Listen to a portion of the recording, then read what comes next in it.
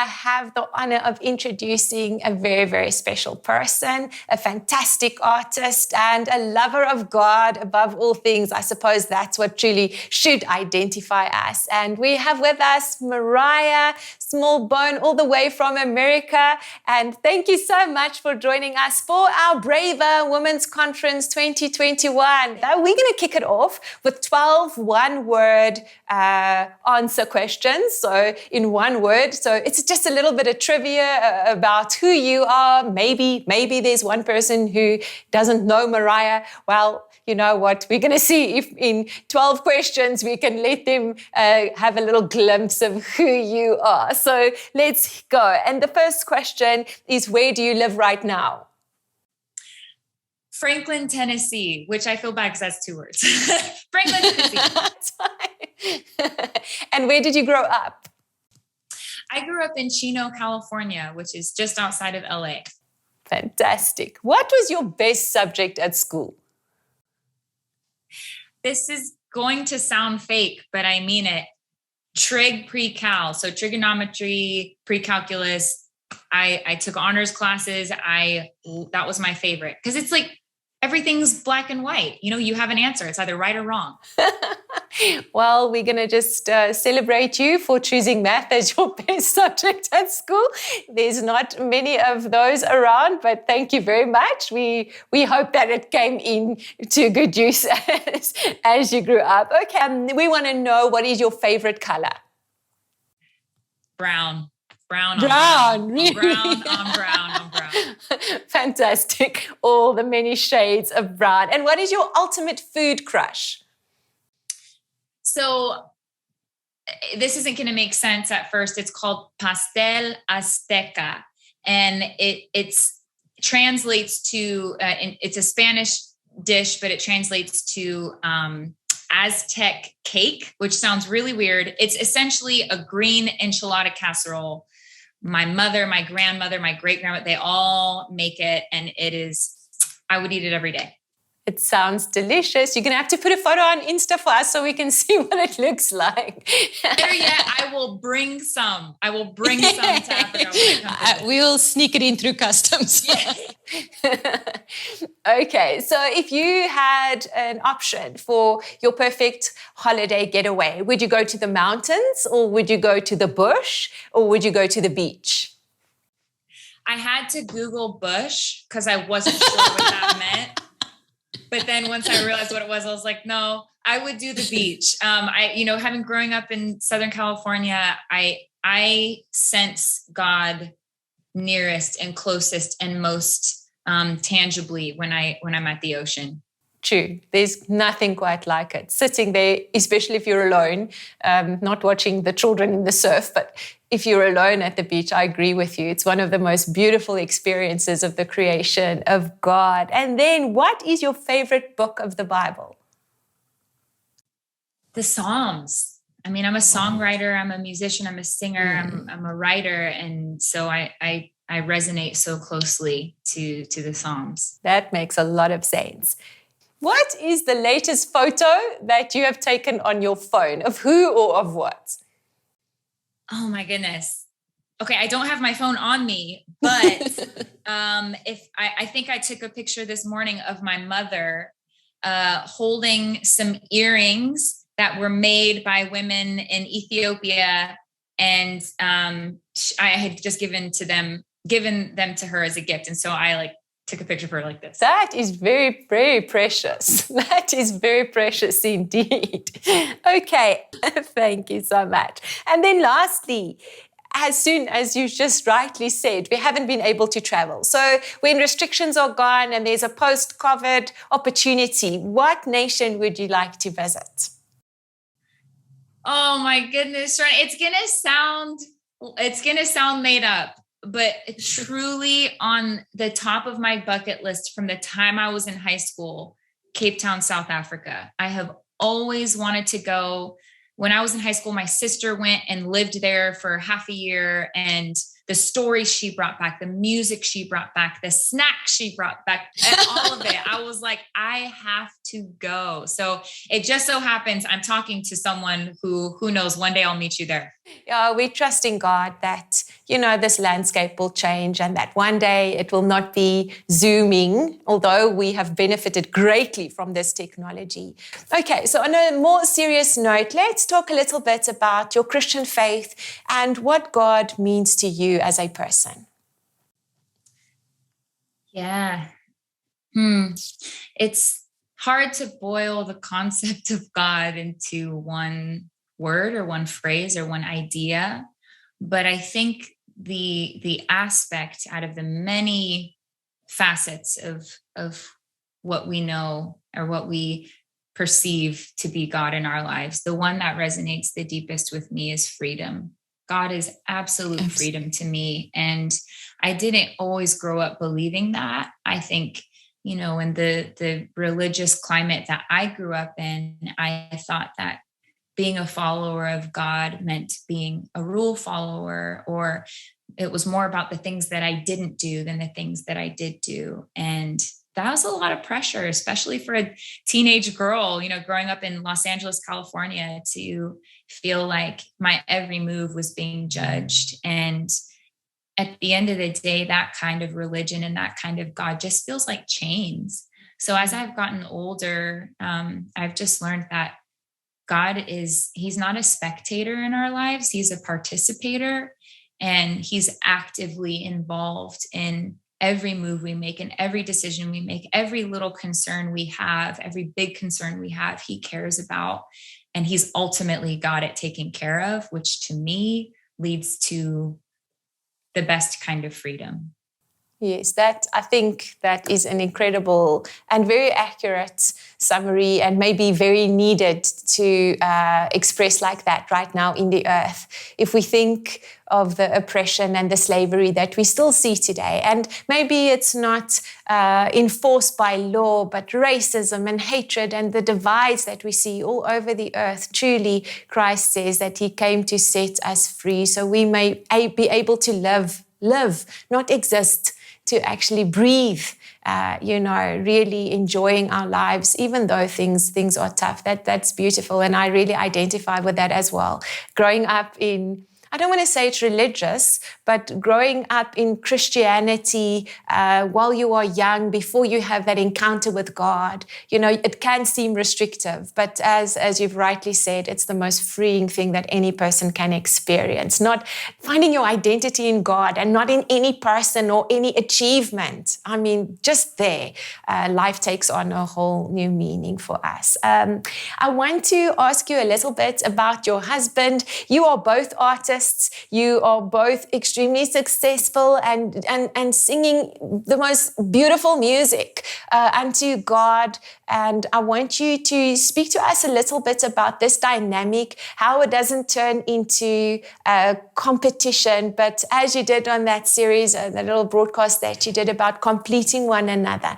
I think so many marriages today, there's so much pressure, there's so much strife. And I want you to just talk to the girls a little bit about the dynamic that you two have found, that beautiful place of harmony that you have found where you are not competing, but you are completing one another.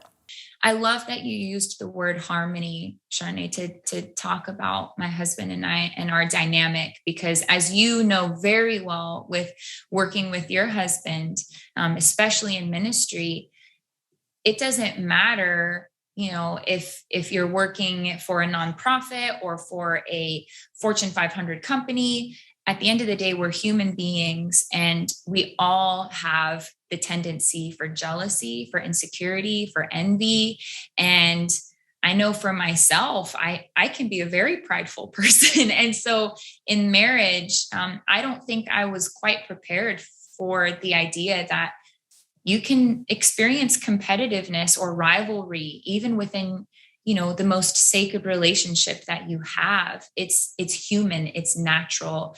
And something that my husband and I have really learned to lean on as a couple is, now that we're in this marriage, now that we know that we're partnering with the person that God had set apart for us from the beginning of time, this is a trusted relationship where we can do work together. You know, I don't want to be on the sidelines for him. I don't want to be his cheerleader. I don't want him to be on the sidelines for me. I want to be, and this is a football reference, so this might not work for the African culture, but in American football, you've got a quarterback and you've got a wide receiver, and they're on the same team and they work well together in order to score the goals, to accomplish things, to move forward. And we want to be on the same team. I guess for your case, it'd be on the same rugby team. You want to be teammates, not just someone in the stands and someone on the field. So I think for us, knowing that we have this great gift to be able to partner with one another and to support one another. But we don't have to be on the sidelines, on the outside looking in. We get to engage in one another's work, in what we feel like God has called us to, because what one of us is called to, both of us are called to. Yes. No, it's incredible to watch the two of you navigate, which I'm sure must be complicated schedules and highly demanding lives. But yes, so please, if you need more information, Insta follow. That's how I keep updated with most of my friends right now, because we can't get to be together. But it's been a beautiful journey and truly incredible, giving glory to God every single step of the way. Well, our last question before you get to minister this fantastic song to us, Brave, won't you talk us through the creative process and the meaning of Brave to you? This is not just a song that you sing, I know that much, but it's part of your story. So don't you want to just fill us in a little bit? I would love to fill you in a little bit. Yes. Brave was a song that came to me when I was at one of my most insecure and lowest moments. I have always found my battle to be struggling to differentiate my work from my worth.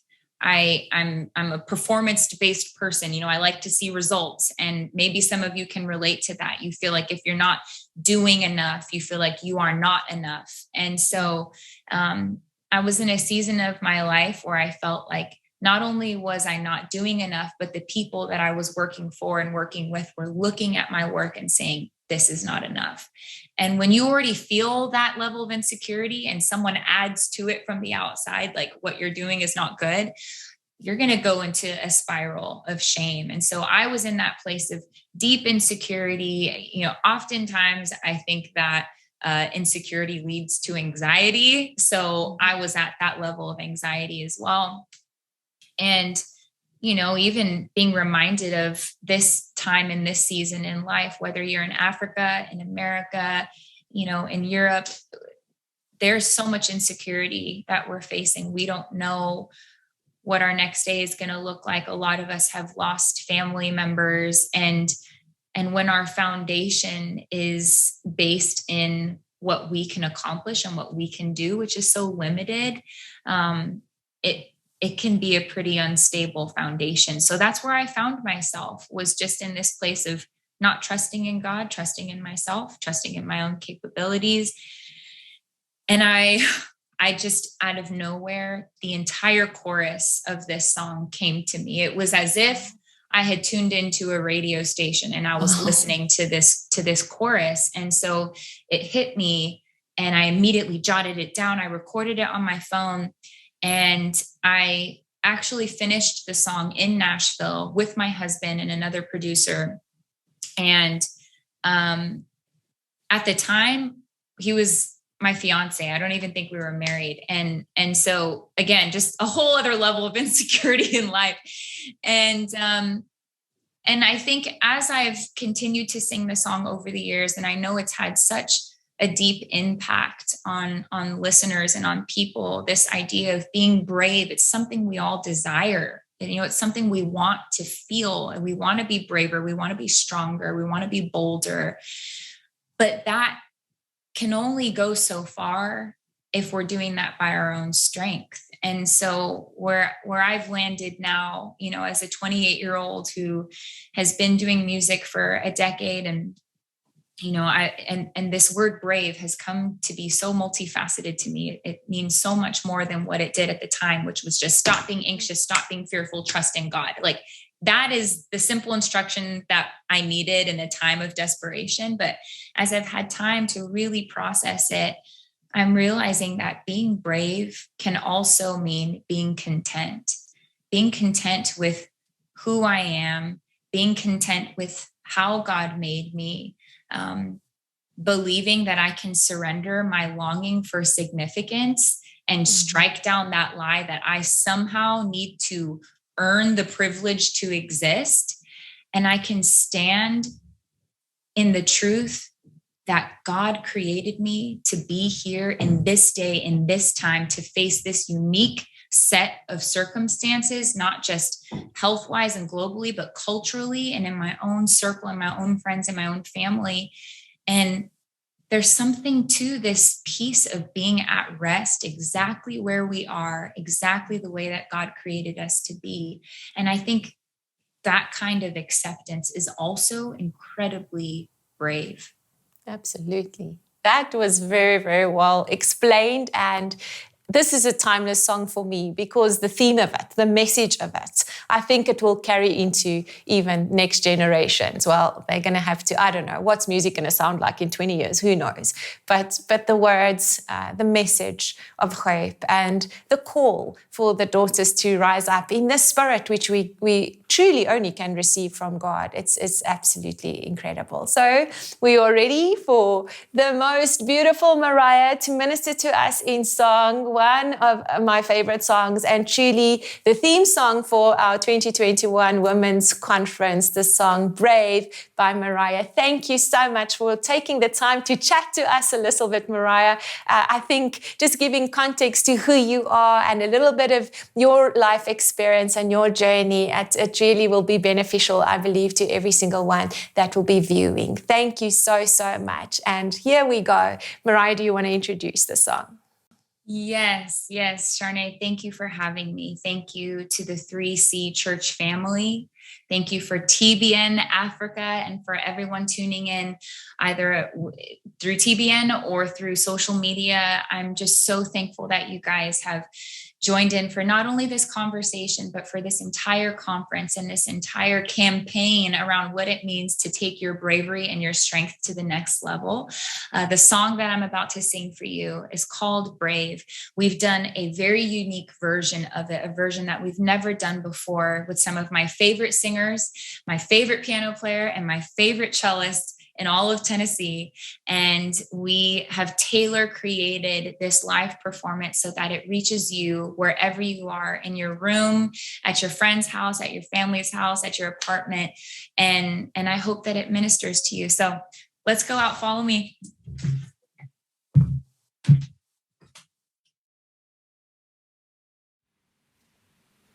let's get Sladen. Soft sticks in front of her face. Don't slam it too hard. And take one. Slate it.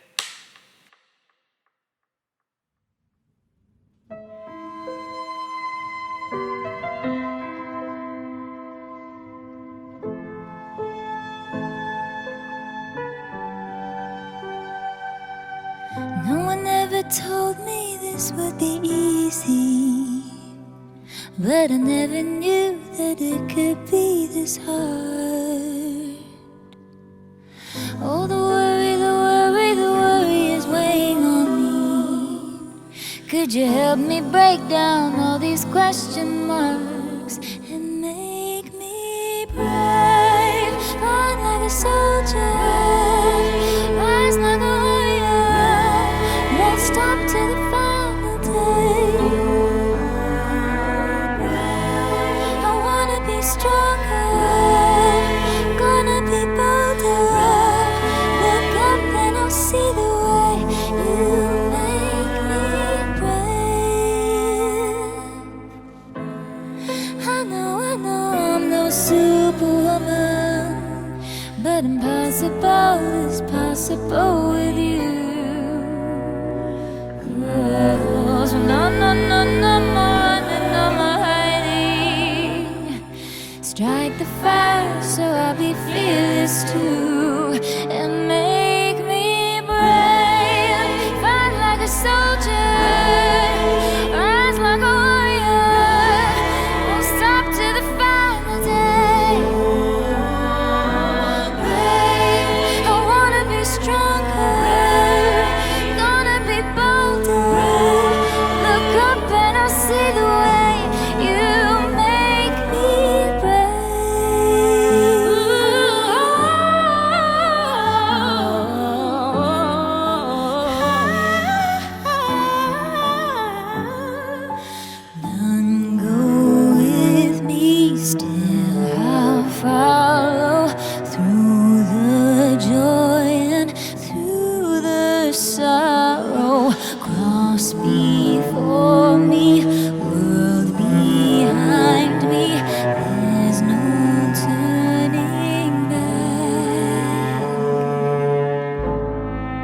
To my African sister and brother, we've seen you love, we watch you rise. We sing this song for you.